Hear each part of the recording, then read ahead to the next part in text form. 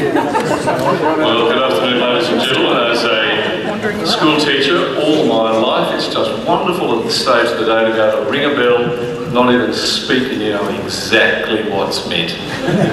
Well done, well done. Well done, class, apart from one, Mr. Ryan. That's okay? Absolutely right. Absolutely right. Oh, you dropped your nib pen on the way, Mr. Ryan. Fix it up at the inkwell later on, mate. It is great to see you all here. I do remind you that we're collecting survey forms. However, house points will be deducted from anyone filling this out during our next speaker's presentation. So be very mindful of that. Thank you very much. We're looking forward again to our future planning.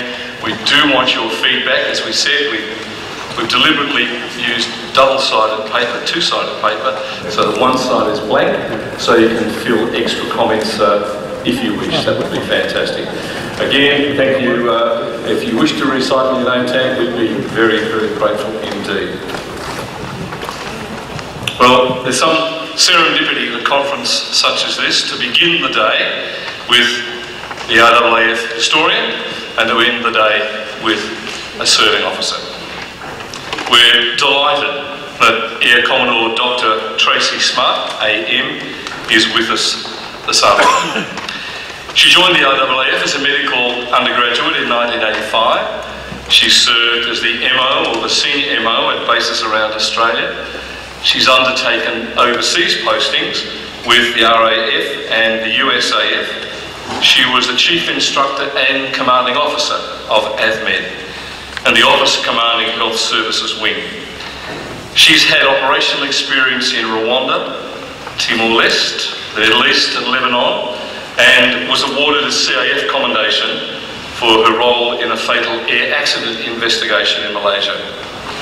She attended the Centre for Defence and Strategic Studies as a student in 2008 and was promoted to Air Commodore and posted into the dual roles of Director General Corporate Health Management and Air Force Health Services within Joint Health Command in February 2009. Air Commodore Smart then assumed the role of Director General Garrison Health Operations in February 2010. And this position, Air Commodore Smart manages healthcare at over 70 locations on defence bases throughout Australia. She was made a member of the Order of Australia in 2012. She's authored 14 published articles and over 70 papers for presentations at scientific meetings, primarily in the areas of aviation medicine, aeromedical evacuation and military medicine. She's the author of Remembering Lieutenant Mertz, Australia's military aviation medical officer pioneer. A study of the short life of Dr. George Mertz, ducks of the very first military flying course at Point Cook, and the first Australian airman to die on military operations. So it's with enormous pleasure we welcome Dr. Tracy Smart to our lecture.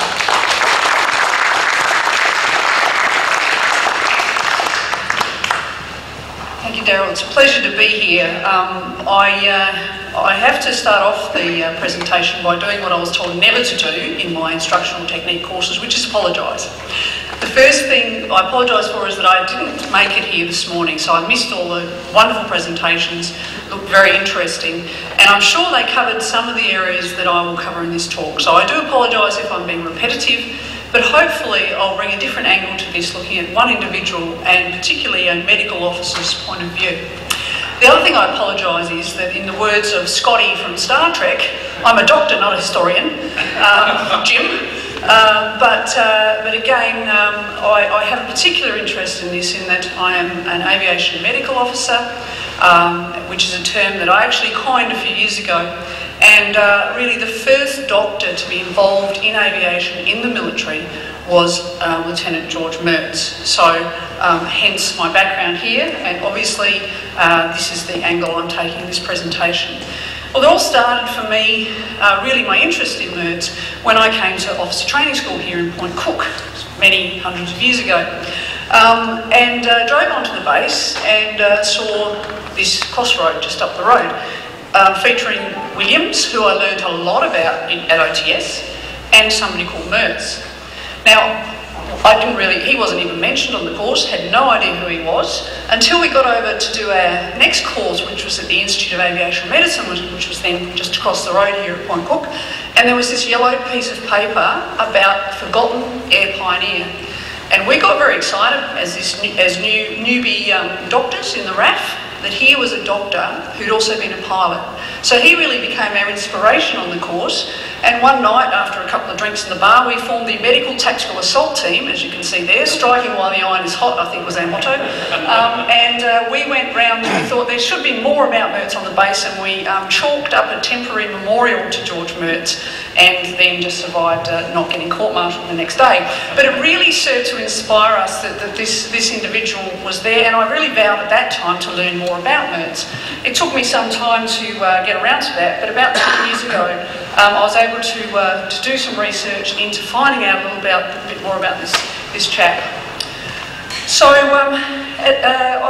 I am going to cover Mertz's early life, obviously his time here at Point Cook on the first course, and then his short but glorious career as part of the Mesopotamian half flight. So George Mertz was born here in Melbourne in 1891, 10th of October. He was the second child and only son of George and Annie Mertz. And when the family, or George was about 6 or 7, they actually moved to Ballarat, and I met someone before who lived just around the corner from where the Mertzes used to live in Ballarat. And George was educated at this school, which is State School number 34 in Humphrey Street.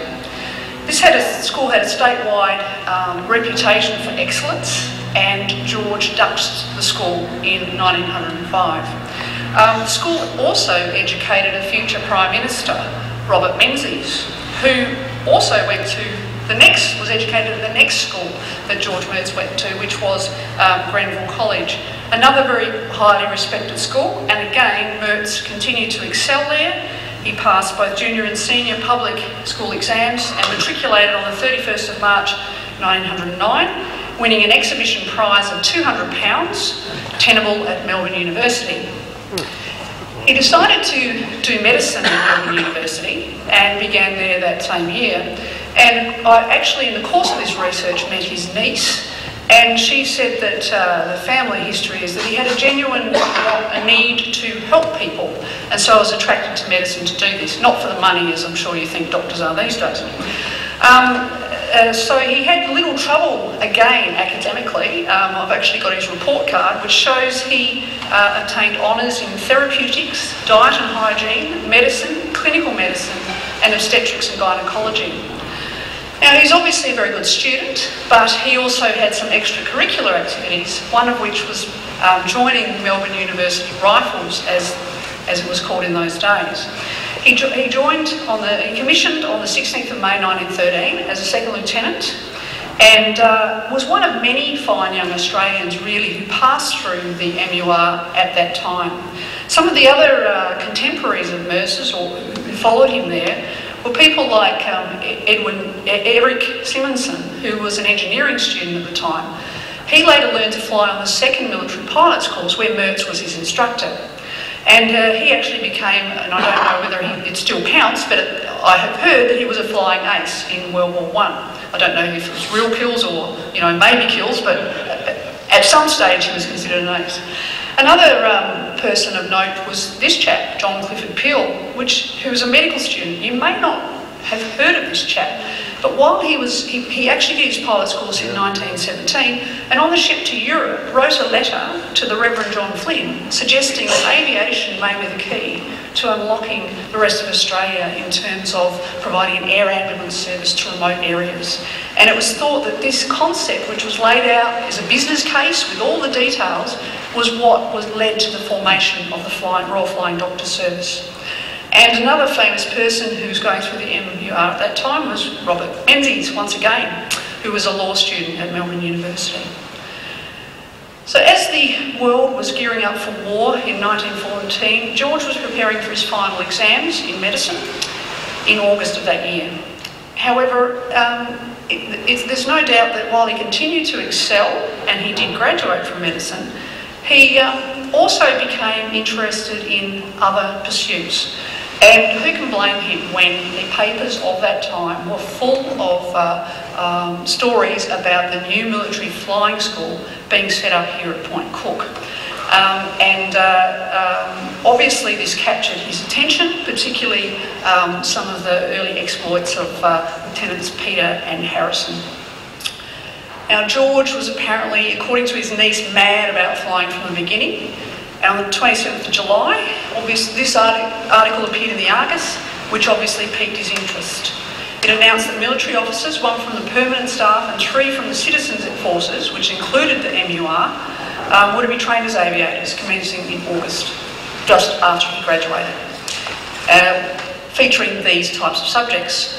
And shortly after that, the selection criteria were published, and Mertz met most of these criteria. He was 22 years of age, he was a second lieutenant, he hadn't quite been commissioned 2 years, he was just over a year commissioned, he weighed only 10 stone, he was unmarried, and he was medically fit, although I'm not sure how much map reading and engineering you actually get on medical school, at medical school.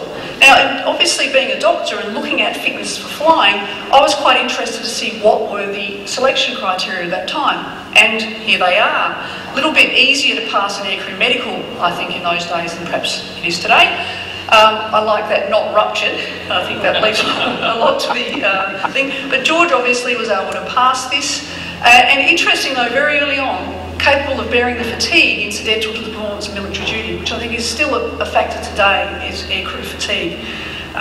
So Mertz passed his medical, passed the criteria, and he finished his, he actually got awarded his degree on the 21st of September when he was already on his way to Point Cook with his classmates Williams, White and Manuel. Flying training commenced on the 18th of August 1914, and Mertz was the first of his course to actually get airborne on Bristol Boxkite CFS-3 at 5:50 in the morning. His first flight was piloted by Harrison, and it lasted for 5 minutes, covering 3 miles and a maximum of 100 feet. He must have been absolutely thrilled. Now, we've probably all known, you in the audience, much more than I do about the Bristol Boxkite, an interesting aircraft. Again, being a doctor and being an aviation medical doctor, things that I'm interested in are things like human factors and also safety. Now, a big thing these days, of course, is human cockpit integration, human systems integration in cockpits. How does the individual relate to the instruments on board? Well, of course, the only instrument on this aircraft was the glass tube running alongside the pilot's seat that showed if there was any fuel getting to the engine or not. So probably human factors wasn't a big thing at that time in terms of that area. And likewise, I'm interested in safety, and I guess all I can say is thank goodness the maximum speed of this was about 45 miles per hour, because of course, you know, forget about seat belts or anything. The instructor and student sat on a wooden seats which were actually not fixed but just dropped into place in the right position for the leg length of the individual. So I guess that's early anthropometry as well, another aviation medicine. So if you had a bumpy landing, it wasn't uncommon to go flying outside and depart the aircraft. Now, the instructors there, Peter and Harrison, were interested in safety and did do a risk assessment, and they did what they can to risk mitigation, and that was to only fly at dusk and dawn when there was zero wind, and of course put up the handkerchief to see that there wasn't too much wind on board. But mishaps did occur, and of course this famous one of White's occurred just after Mertz did his second solo flight. And White, according to Williams, of course, was trying to land closer to the hangar to help out the mechanics at the time. But his wasn't the only crash that White was involved in. He crashed a couple of times, as did Manuel.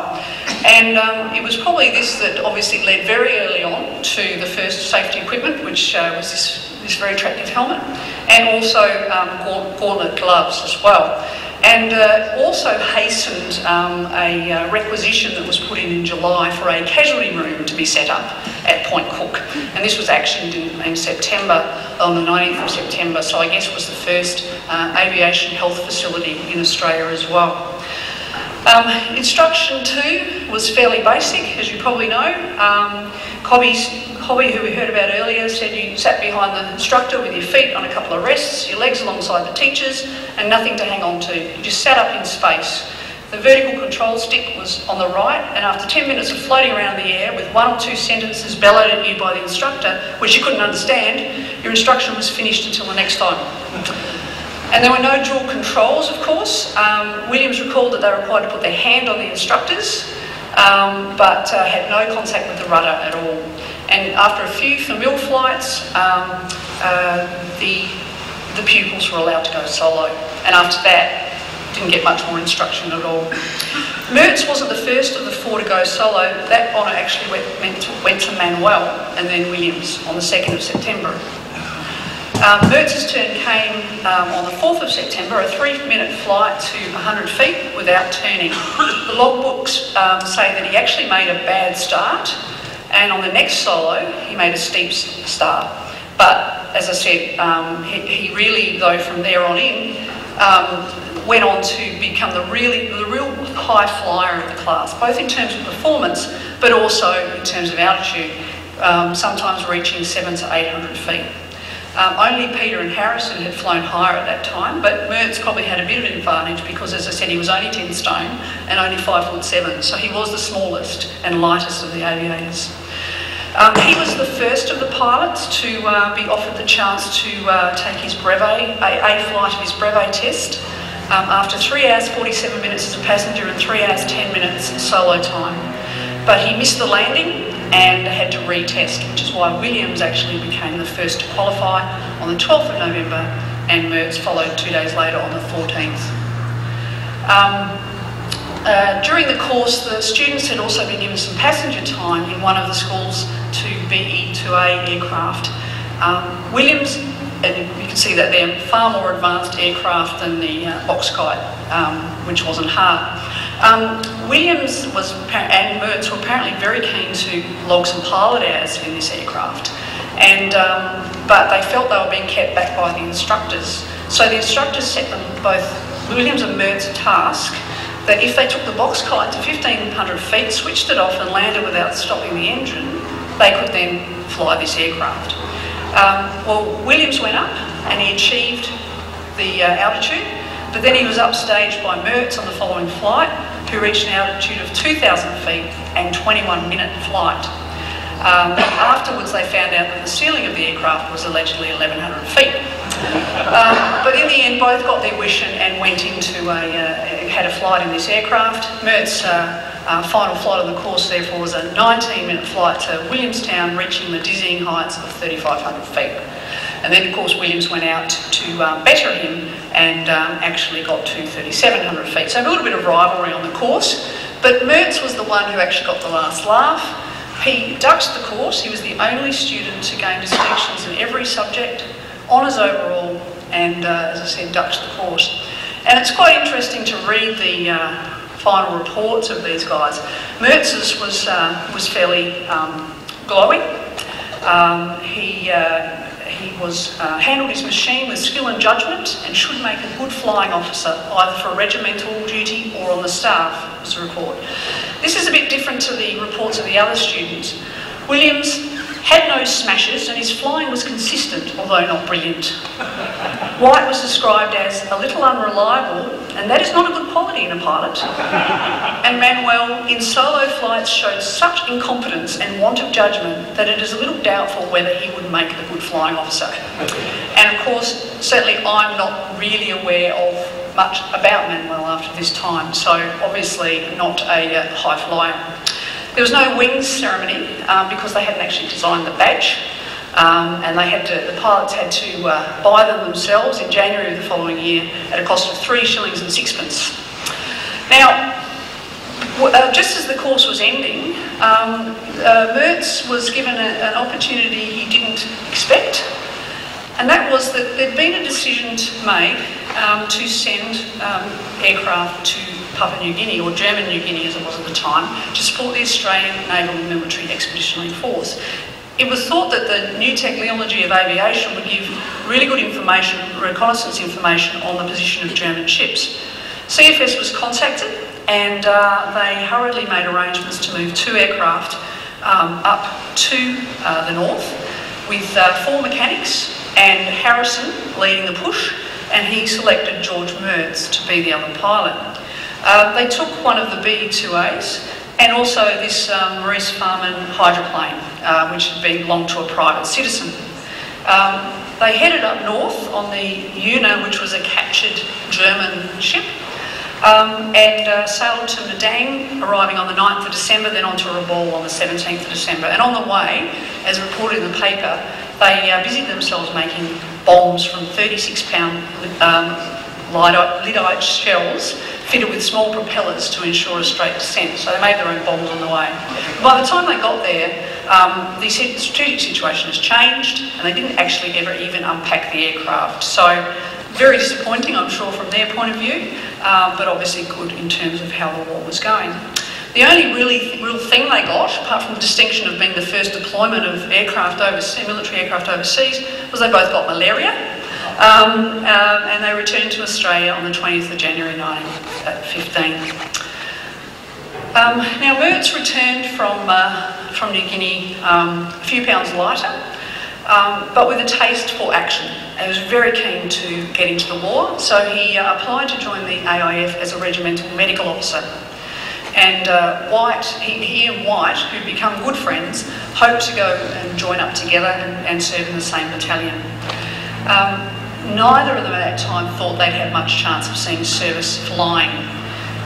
But at about this time, Harrison approached Mertz to actually come back to CFS and be an instructor on the second course, which had 8 students, so therefore it was too much of a workload for the 2 of them alone.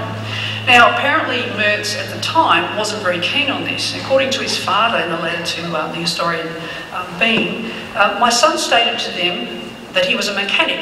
He was a doctor, not a mechanic, and he simply took on flying for a hobby. However, he took it on for 3 months with a right of going to the Melbourne hospital twice a week to keep his hands in as a doctor. So he started off instructing on the course, but even as he was starting to instruct on the course, it became apparent that there would be action for the flying guys, and that we were looking at deploying aircraft to Mesopotamia in 1915. It was decided that airborne reconnaissance would play a major part in the campaign. The Royal Flying Corps was to provide the aircraft, and on the 8th of February, the Indian government formally wrote to Australia requesting the personnel to fly them. In April 1915, it was announced that the 4 pilots were to be Captain Peter, Captain White, Lieutenant Treloar, who had learned to fly in England, and Lieutenant George Mertz. So Mertz was selected for this mission, but really didn't actually deploy with the rest of the half flight, and this was basically because his instructional duties, particularly with Peter leading the push over to Mesopotamia, were more important. And it appears Mertz was the real workhorse of the second course. He flew as many as 16 sorties a day, and during his time on staff, he flew a total of 16 hours, 14 minutes. Now, the total flying hours for the course, including student solos, were 46 hours, 48 minutes. So he really did a lot of the instructing on that second course. And it was during March 1915, when he was undertaking this work, that he actually had his first accident, and there's the bill for it there, while instructing Lieutenant Simonson, who I mentioned before, causing 30 quid worth of damages. But unlike the first course, when there were 4 major smashes that put the box quite out of action for a while, this course was pretty uneventful, no student mishaps, and the report issued by Captain Harrison attributed this to more thorough tuition in the early stages of the course when Mertz was doing his role. With this heavy workload, it's not actually possible to ascertain whether Mertz did get to do his couple of hours a week or couple of days a week working as a doctor in Melbourne Hospital. But there is some evidence that he was still involved in the medical profession at this time, very circumstantial. One is that he actually according to the logbooks, took a medical colleague, Dr. Woods, on a 7-minute joy flight in a BE-2A. And the other bit of circumstantial information is that he was engaged to a nurse, which all good doctors do, but it seems to indicate that he may have still been practising his medicine while doing this. He was also enjoying his flying, and this was a 45-minute flight, wowing everybody in Melbourne, getting to a height of 6,000 feet. He completed his application for commission into the Flying Corps on 10th of April, but as I said, he was delayed in heading off with the rest of the party. Peter sailed for Bombay as the advance officer for the push on the 14th of April, with White leading the rest of the party on April the 20th. Before Peter and the others set sail, the officers of the Mesopotamian Half Flight attended the inaugural meeting of the Australian Aero Club on the 9th of April, where Peter was elected president and the committee included Mertz. Mertz left for the front on the 18th of May 1915 on the P&O ship Multan. It must have been quite pleasing for him to discover that also on board that ship were members of the Royal Australian Medical and Nursing Corps who were going to form the 3rd Australian General Hospital. Although this was a regular passenger ship, life on board the ship obviously was anything but a restful cruise, and there were quite significant training exercises and courses for the nurses and for the medics, and a medical society that met to discuss latest advances in medicine. So there's no doubt that obviously Mertz also was involved in these meetings as well, and sort of, even though he was deploying as a flyer, certainly saw himself as a medical officer first and foremost. So the rest of the Mesopotamian Half Flight had arrived on the 26th of May, and they'd begun operations from Basra Flying Ground on the 31st of May. The Aussies were joined by 2 officers of the Royal Flying Corps, seconded to the Indian Army, Captains Brooke, Smith and Riley, and of course they'd been promoted to majors in order to keep the colonials in charge. Lieutenant William Burns, an Australian-born New Zealander, who was trained as an observer, and a Second Lieutenant Wills of the Indian Army Reserve. The aircraft that were provided were the Maurice Farman biplanes known as Rumpetings, with 1 spare engine, all of which were not in particularly good repair. But despite some limitations in aircraft, the introduction of flyers was a revolution. And I'm sure you've covered a lot of this today as well. But the quote from Peter was, "From the first day that the aeroplanes were employed, the Turkish forces have retreated continuously. They were completely cowed by the very sight of an aeroplane, of which they evidently had no previous knowledge. The Turks took the use of aircraft as a sign of a completely equipped and organised army, and are inclined to give in." So certainly psychologically and practically, the aircraft had a significant role to play. Mertz arrived, as I said, in May, and in June, and he was seconded into the Royal Flying Corps at that time, and joined his colleagues in Mesopotamia. And as you can see from the conditions there, it was quite torrid time. It was very hot. This is a description, and again, this is the medical officer coming out with me, caring for our troops. Peter provided this description of operating out of this location. The average temperature in Basra at the time was 105 degrees in the shade. This caused problems for the personnel, which I'll go into, but also, of course, for the flying machines. Little quote there from the a record of some of the medical problems found in World War I, but also a quote that I like. An Arab proverb has it that when Allah created hell, he found it wasn't bad enough, so he made Mesopotamia and added flies. So the flies are unbearable. The drying floodwaters that time of year left a sea of mud, and illness raged through the military personnel. Heat stroke, fever, dysentery were prevalent, and the medical services of the British Army were totally overwhelmed. Peter reported of the need to work short hours due to the excessive heat and frequent sickness due to the same cause. It means we constantly find ourselves short-handed. In a letter back to his father, Mertz describes the conditions they were operating under and also some of the equipment they were wearing to try and prevent heat stroke. Things such as the hat that you saw there, the pith helmet, also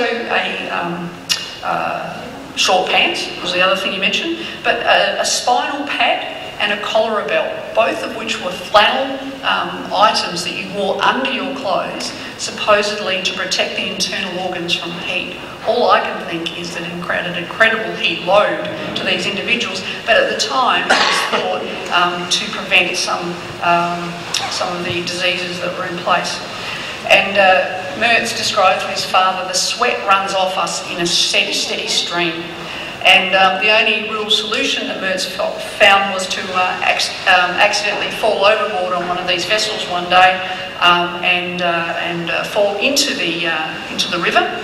But he was very proud that he didn't even lose his helmet when he fell overboard. So it's not only the heat that was the problem.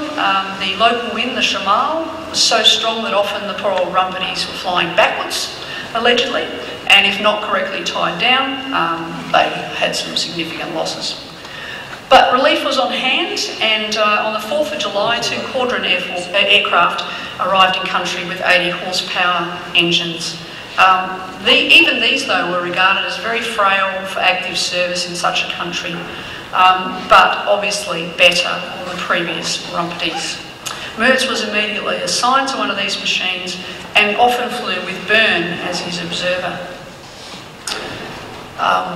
So quite an advanced aircraft compared with what he started in, I suppose. The first taste of action that Mertz saw was to support the operations against the Turks occupying Nazareth. And Mertz and Riley flew the Caudrons up to the area on the 19th of July 1915.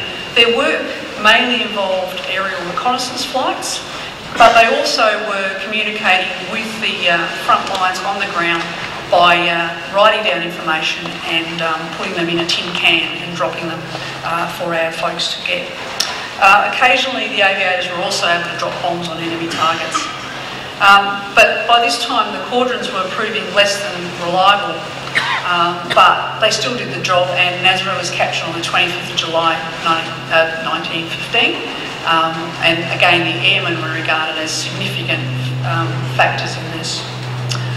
Now, after the battle, obviously, of Nazareth was a very brutal battle, and there were a lot of sick and wounded that were being cared for in a makeshift hospital.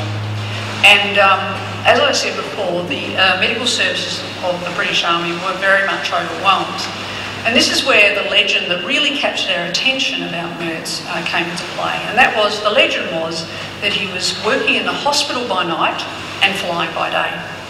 Now, that's certainly the account that White gives in his book, and also a quote from a Flight Sergeant Sloss, one of the ground crew there, that this is what he was doing. Now, there was also a bit of circumstantial evidence in this as well, because this is his list of personal effects that he deployed with, and it includes 5 medical books, his certificates and degrees, medical instruments, 2 white surgeon's jackets, and 3 pairs of white surgeon's trousers. So he obviously went with the intent of doing his hobby, which was flying, but also doing his primary job as he saw it, being a doctor. So I think it's highly probable that, given how bad things were in the situation at the time, that he was in fact providing medical assistance as well as flying.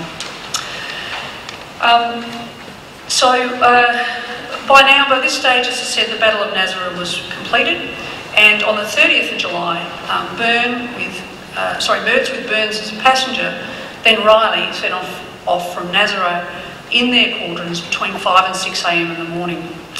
Riley and Mertz had agreed to keep together as much as possible because, of course, the aircraft were having difficulties, and obviously if they were having engine trouble and had to land, they wanted to do it with some support. But they soon lost touch, and Riley soon also succumbed to engine trouble and was forced to land near a village about 25 miles from the refuelling station at Abu Salabik, which was midway between Nazareth and Basra. The place where they landed was on friendly territory. They met an Arab tribe there who offered assistance, and Riley was able to get airborne again and fly into Abu Salik. He got there and was met by Peter, but Mertz had not arrived. But both of them thought maybe he overflew that location and had gone on to Basra.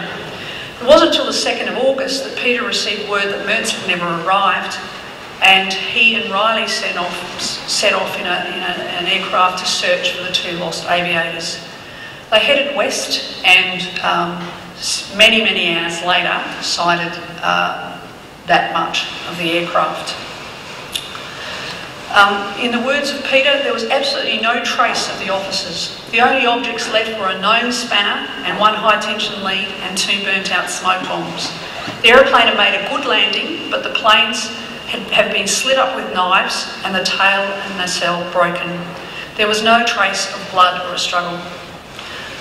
An investigation was launched and several local Arab tribesmen were questioned.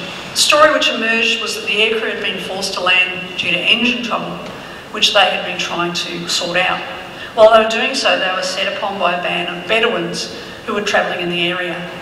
The aviators only had their pistols to defend themselves and engaged the Arabs in a running fight of about 5 miles towards a refuelling station, during which they killed 1 and wounded 3 adversaries. At this time, according to witnesses, one of the airmen was wounded and could not go on. His companion remained with him and both died fighting. These findings were confirmed at a Board of Inquiry on the 31st of March 1916, but of course there was no evidence to support any of this. So whether this was real or an attempt to make a heroic record is up to speculation. Certainly it was a very emotional time for White, who actually ended up leading a punitive expedition on the 24th of August to the areas where the Bedouins were suspected to have come from.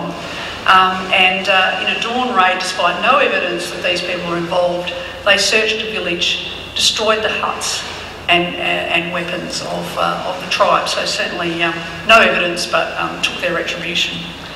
Mertz's death, as I said, was a real body blow to the men with whom he served. White described him as a brilliant medico and the best of good fellows, and Flight Sergeant Sloss as a fine chap. And in the words of White, in the rush mess hut at Basra, we missed them sadly, and each wondered if when his own turn came, he would die as nobly. So Mertz's life was glorious. He was a high flyer, very talented man, but very short. He was a significant character, though, I think, in our history, in that he was on the first course.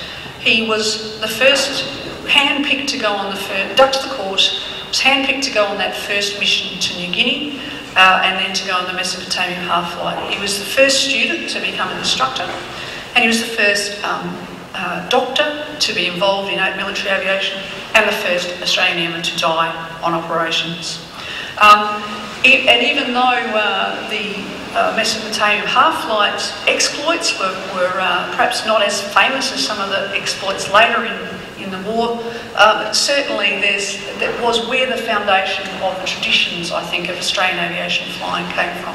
And of course the people he served with went on to perform very distinguished careers. Williams, Father of the Air Force, Thomas White, Minister of the Air, and even some of his students went on to become, such as Murray Jones and Sheldon, went on to become highly decorated flyers and commanding officers of AFC squadrons.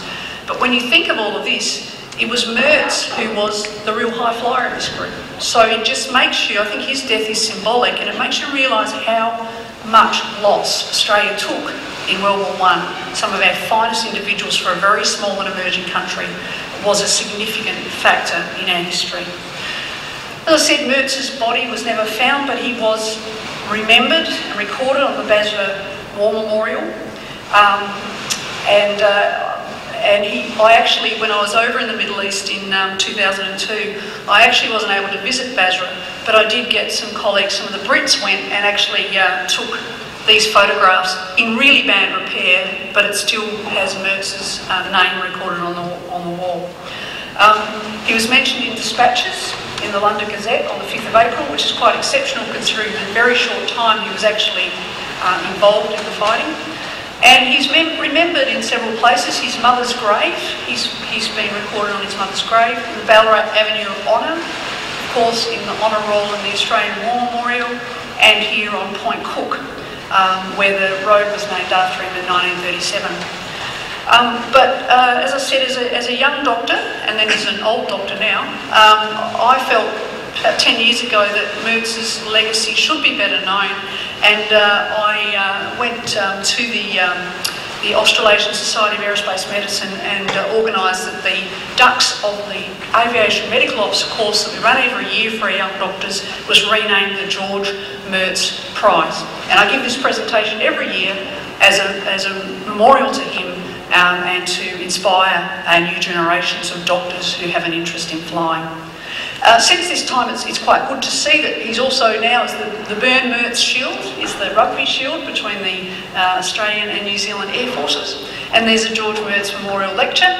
And I was very pleased when Jim Wood invited me to speak at the Platoon of the Century celebrations about Mertz, that he's recognised as part of their distinguished individuals that passed through the MUR, with a lot of very, very famous individuals over the past 100 or so years.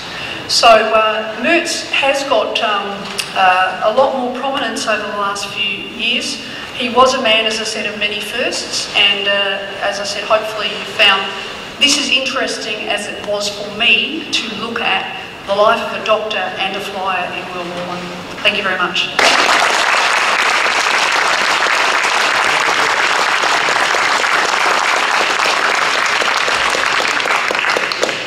Thank you. We'll be happy to take some questions of Tracy. Here we go. Microphone there, Tony. Tracy, I found that absolutely enthralling. You mentioned in passing that Mertz had a fiancée. Do you have any extra information about her, please?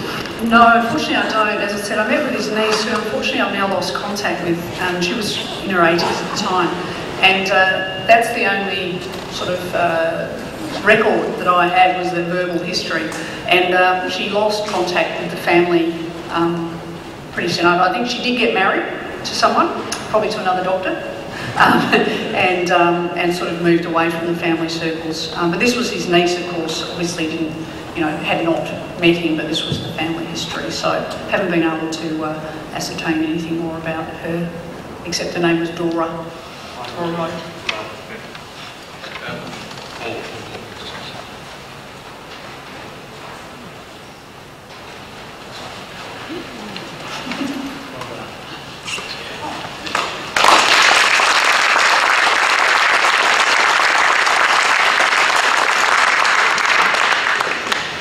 Well, those of you sitting in the audience who claim to be historians, you better watch out here. For someone who claims not to be an historian but a doctor, I think you've set a very high benchmark. And we're incredibly fortunate when you think about the serendipity of the day and the things that we've learned, that we're sitting here on the very spot where Mertz trained and where his memorabilia is in the front room. And what better information could we have received, what better researched and what better presented. And someone asked a question this morning about how do we get the younger generation to be conscious and to be aware of our aviation heritage. Well, I give you Air Commodore Dr. Tracy Smart.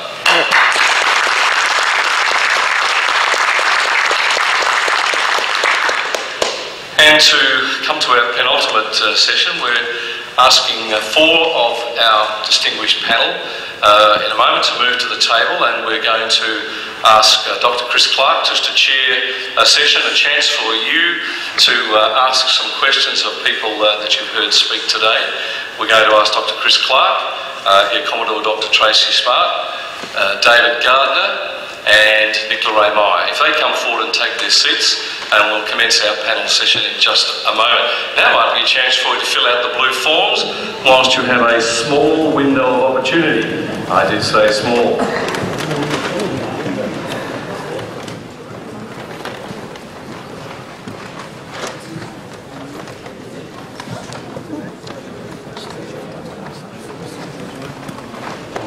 There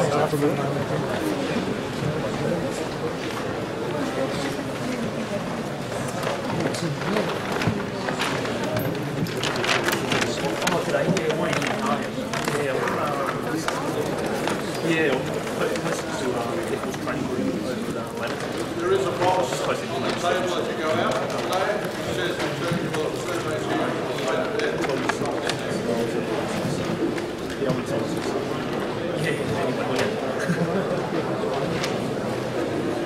Oh, right, yeah. Oh, right. Okay. It's busy, mate.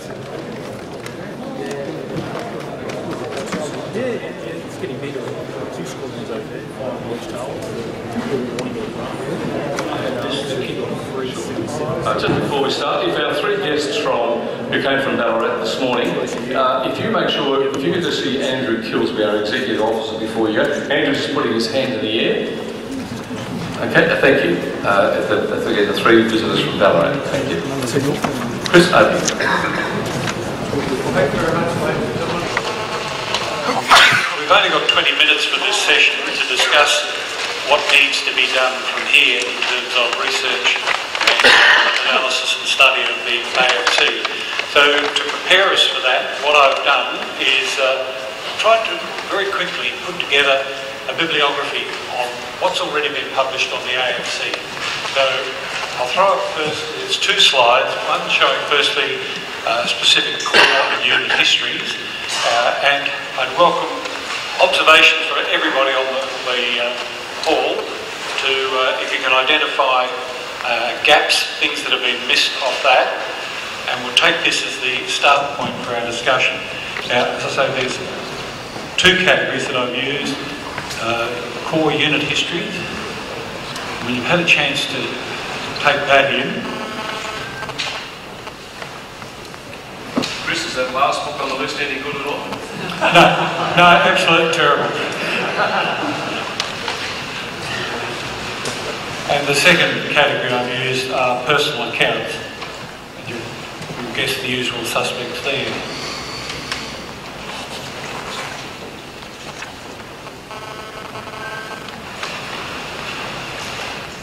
So I think I might throw it to our panellists firstly. Ladies and gentlemen, are there any gaps that you can identify really there? Things that have been missed that have already been put out there in the public domain?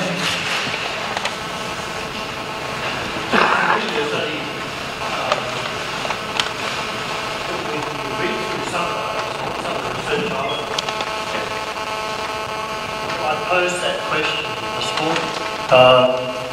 To what extent did the actual aircraft operations, and being such a friend of the engineers, the ground crew operations, actually nurture and develop what we now have?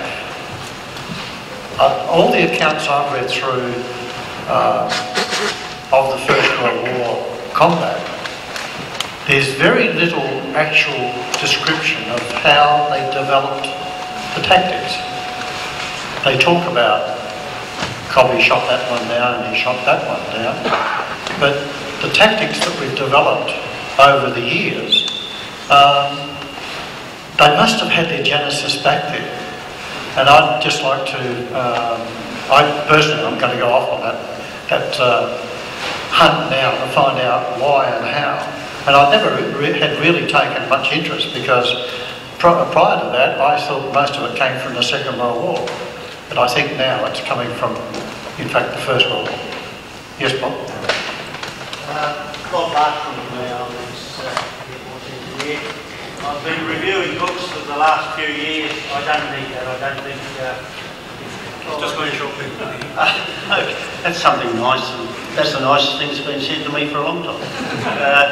But I've been reviewing books for the last 10 years or longer for the RSL. And a lot of history, military history generally. And I was asked to review the volume 1 of 3 volumes that Norm Clifford has written and put together.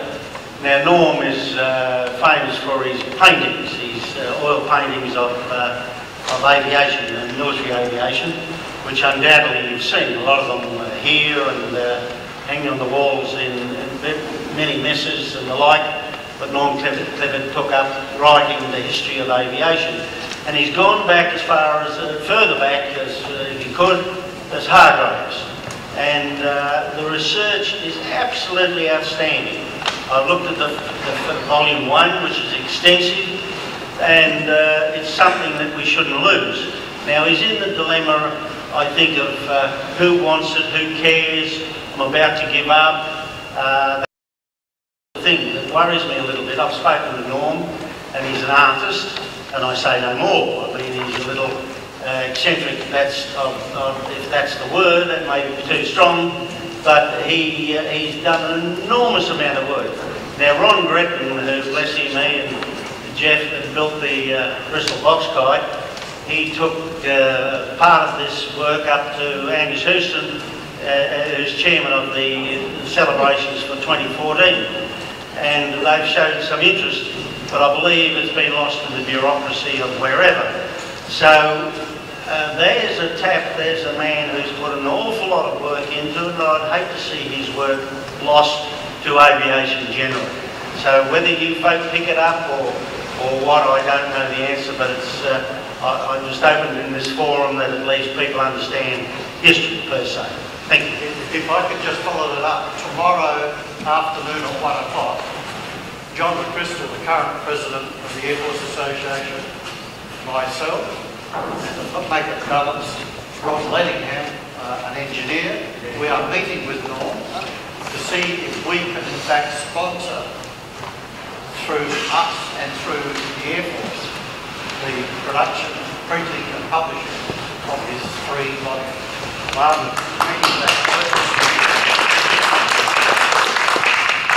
I think that's one we can at least perhaps put a tick by and say that's something that's probably going to be accomplished.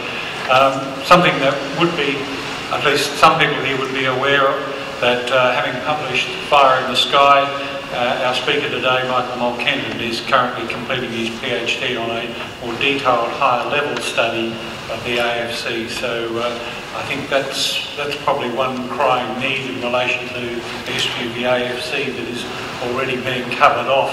But I would really throw it open now to the hall and invite people's views on what else needs to be done.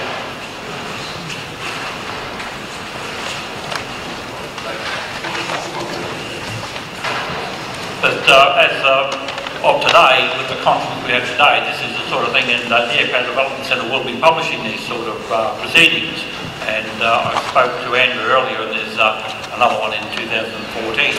But it's also from here where we do get, and I don't know if it's amateur historians or people like that that do it for a love. It's got to be published, and I don't think Bob answered Nick's question about how the aerial combat came about, and that's something somebody should look at too.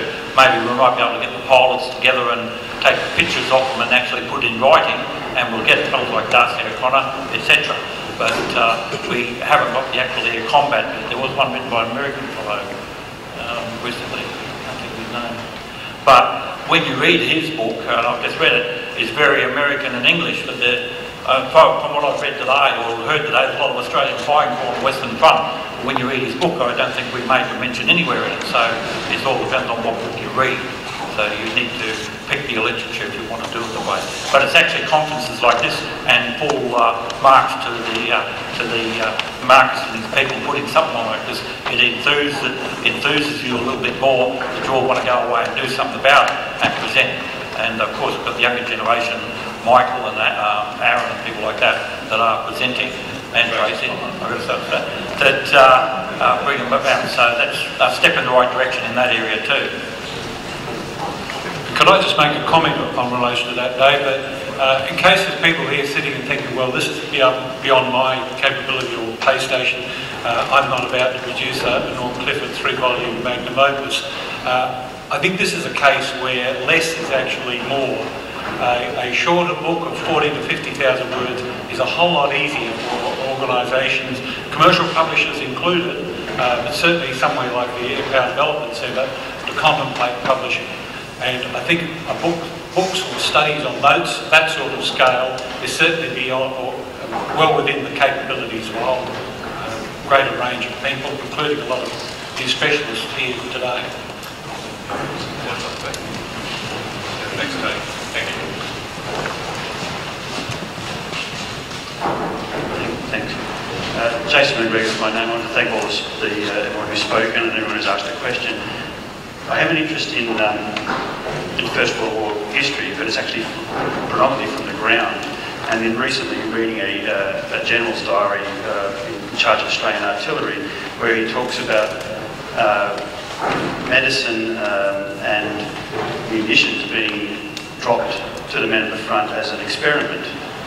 It's briefly mentioned in his diary. I'm just wondering whether there's been any more research into how much of that actually went on, because in subsequent combat, that sort of drops become far more common. What period are you talking about? Is there a date?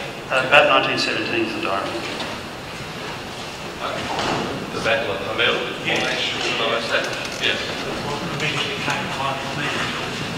Of course, what we're talking about there is Captain Lawrence Wackett devised a system of airdropping ammunition and supplies to forward infantry during the consolidation phase after the Battle of Hamel. But that, of course, we're talking July 1918 there. It's just interesting you're talking about an earlier example. Two diaries, it may be 18. Well, it's interesting too because the Australians in that particular instance were taking their lead from examples that they'd seen from the Germans. So it certainly wasn't something we were pioneering totally out of the blue. But some of those sort of innovations perhaps may well be an area that are worth further exploration. I think there's a question here. Thank you. Neil Smith once again. This morning we made mention a few times of the nexus between Australia and the Royal Flying Corps, the number of our chaps who flew with the Royal Flying Corps. So the comment I would make from that to this forum is, why aren't we pursuing more closely that nexus? Why aren't we trying to find everybody who was an Australian national serving with the Royal Flying Corps, A, and B, why not then try to pursue further, using, say, British records, exactly why it is that we started to develop the tactics and the modus operandi that we did in the AFC in World War I. So in summary, why aren't we looking more closely at our nexus through British records? I think we did hear earlier from Mark Lax where he mentioned that there has been some work done through the Society of World War I era historians, and that they do have some sort of database that identifies further people. No, that's not correct. That's not quite what I'm talking about. That's No. Right. But I mean, in terms of exploring the nexus, finding who are the other Australians that were involved in this area of activity beyond the AFC. Yeah, exactly right. I actually was in touch with the Canadian historian or the historian of the Royal Canadian Air Force, Professor Sid Wise, and I remember hearing him talk at ADFA some years ago about the work that they were doing, and just how big a task it turned out to be to try and identify the 22,000 or whatever figure it turned out being, the Canadians who'd actually gone into the British Air Services. So I don't believe the Australian figure would be anything approaching that, but it could be a bigger task than perhaps is apparent on the surface. Michael.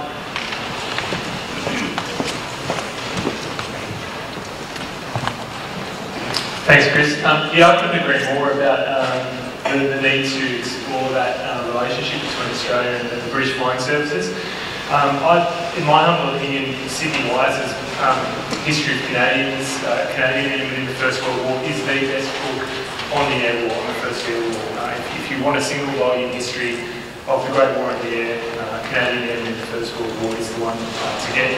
And I think the reason for that is because he recognised that to write a history of the Dominion's involvement in the First World War in any capacity, whether it's in the air or the ground, you really have to look at the wider context. And I think that's one of the weaknesses with the official history of the AFC, the Cutlass book.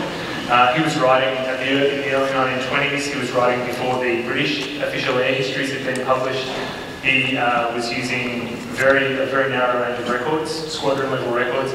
So that context of why are Australian units doing what they're doing, why are they using certain tactics, why are they, as Aaron pointed out in his paper, why are they always flying their sorties 20, 30, 40 kilometres on the other side of the line. That sort of stuff, we do need to look at the British records.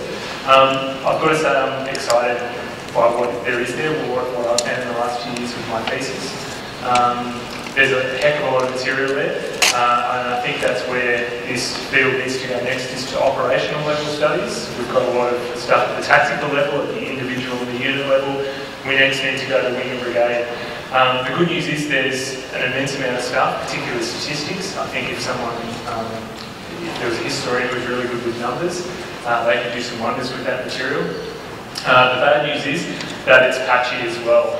A lot of the planning that went on at the wing and brigade level in the RFC, and even indeed up at RFC HQ, Trenchard had this command style as well, was done verbally. So a lot of it doesn't seem to have been documented. A lot of it happened on the phone, and you get very, very brief descriptions of the war diaries, but there's no record of it. So to some extent, I think we can push in that direction, but there are certainly limitations there. Before you hand on the microphone, can I ask you a question, Michael? You do a lot of tracking down personal narratives in Fire in the Sky. Do you think there's many more personal accounts, the stories of singularly important individuals that still need to be covered in this field? In the AFC or in both? Whichever way you do it. Okay, yeah, I certainly do.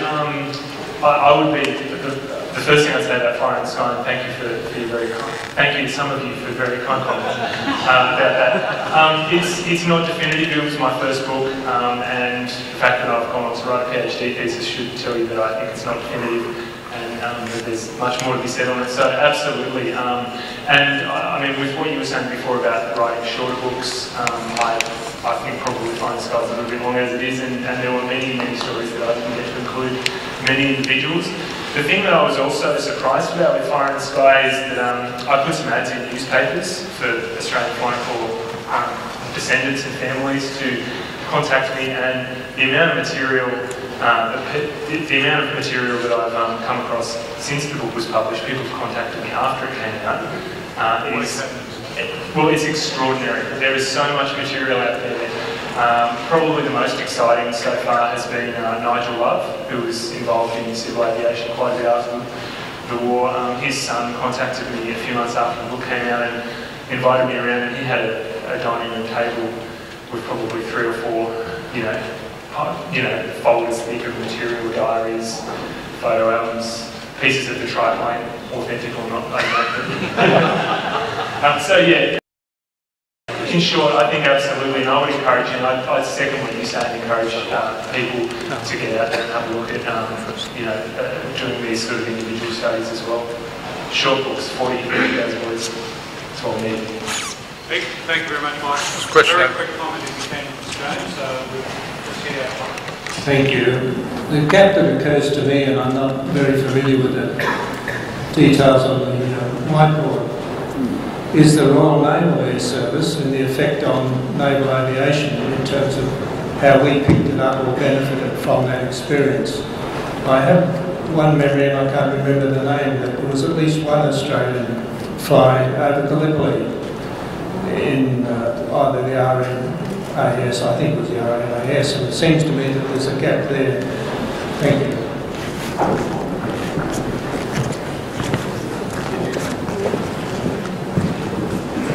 Thanks very much. Ladies and gentlemen, I think we've only had a very brief discussion here, but I think you've got the gist that there's certainly a feeling that there's more that can be done in this field, and we certainly haven't heard the end of the history of the AFC here today.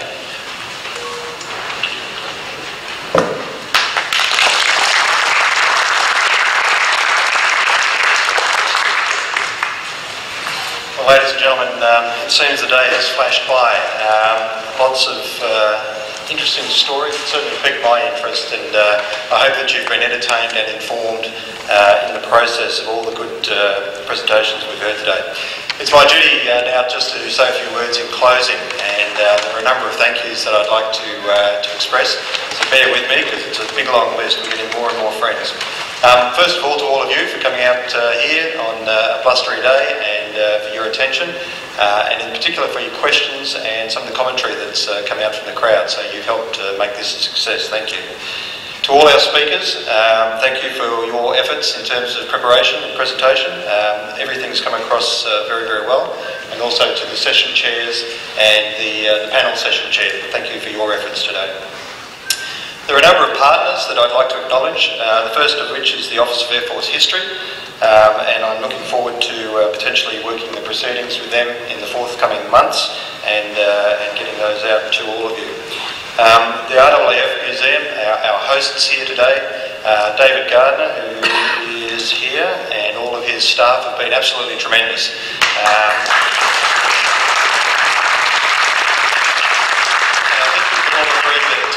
It's a terrific venue. We've been looked after, and if the offer is still there, then I'd certainly like to take up the opportunity to come back here in the future if we were to do another function or another conference of some kind.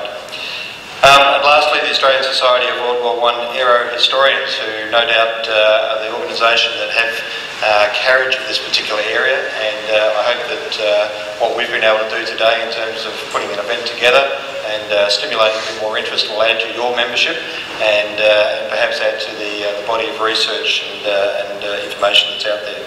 A couple of sponsors that I'd like to acknowledge, Big Sky Publishing.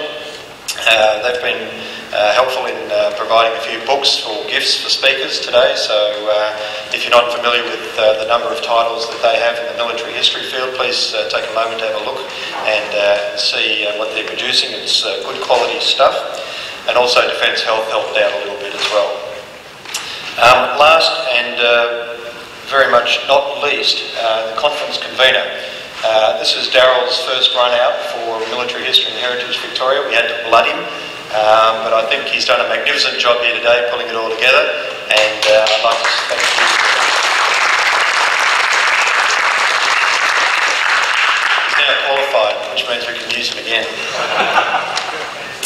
So, in closing, I hope you enjoyed today. I hope you got something out of it. It's a bit unusual just to have one day because it all starts and finishes very, very quickly. Our previous conference was over 2 days, so there was that period overnight where we could have a bit of a chat and a bit of a think about what was presented. Sadly, we're not going to get that today. But hopefully, I've seen a number of business cards go around, so hopefully this community stays in touch and we can continue to work this particular field of research. I'd hope to see some of you at least at our future events and activities.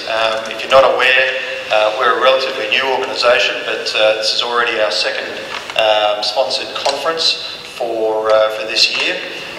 We did a 2-day conference in April in Melbourne on 1942, and so this is very much a different field to wrap up this year.